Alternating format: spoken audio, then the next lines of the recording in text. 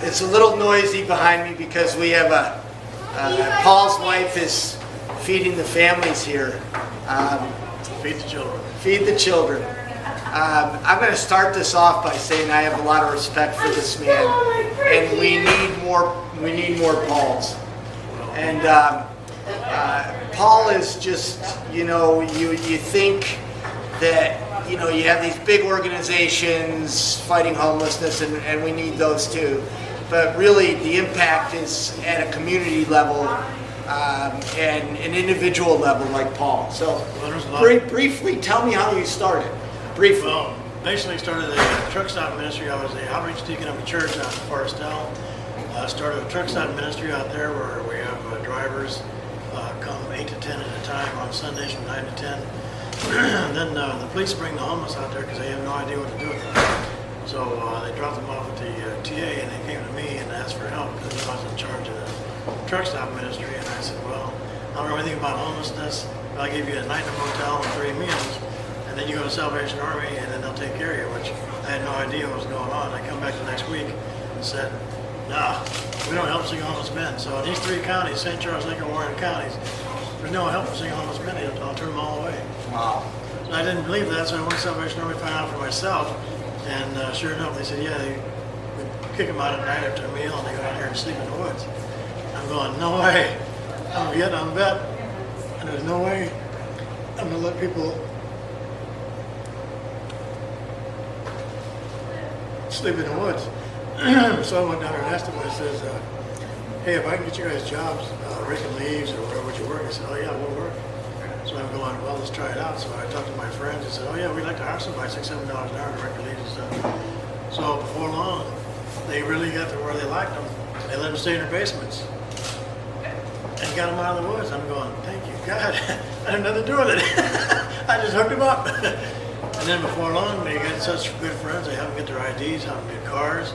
And they got jobs like places like Home Depot and Lowe's, and then found their own housing. I'm going, thank you, God. You just showed me this whole plan. I guess that's what I'm supposed to do. I didn't have any money, so I used my credit card and put some more guys in a motel and started working with them. And then one day my wife says, do you know how you're going to pay for this? I said, I don't have a clue, except for God. And she says, well, you got $1,000 charged up on your credit card with these guys in a motel. And I'm saying, oh, I didn't know that. So I'm trying to think about how am I going to pay for this. And then the very next day, my neighbor came by. He just started a brand new business, instant millionaire, and he gave me $1,000, which covered the credit card. Wow. And then I applied for other grants, and then the newspaper articles came out. Now, 5 years later, we've received over $500,000 and are able to help over 2,000 families, and half of them got back on their feet again and got housing and jobs and stuff. And yet, still more need, more than ever. And tell them about the families that you house here. Oh yeah, we get them all kinds of. We got single moms, single dads. Other than the single homeless men, every other agency is overwhelmed, understaffed, underfunded also. Right. So we get families and single women and everything. And like families here today, 2 families with 5 kids. And if we weren't helping them, they'd be sitting on the street with their kids. So how do people help you? How do they contact you? Basically, we have a website, www.firststepbackhome.org. We have PayPal on there. There's address on there, our P.O. box number. You send a check there, or call me, or just whatever. But the need is great. The first 6 months of this year, I spent $11,000 a month on motel rooms and helping people. I never dreamed I'd be saying that. Right. And our income was $7,000 a month. I didn't realize that until I looked at the book rules. So I go, oh my gosh, I'm spending $4,000 more. But God takes care of it. I mean, last month we took in $12,000.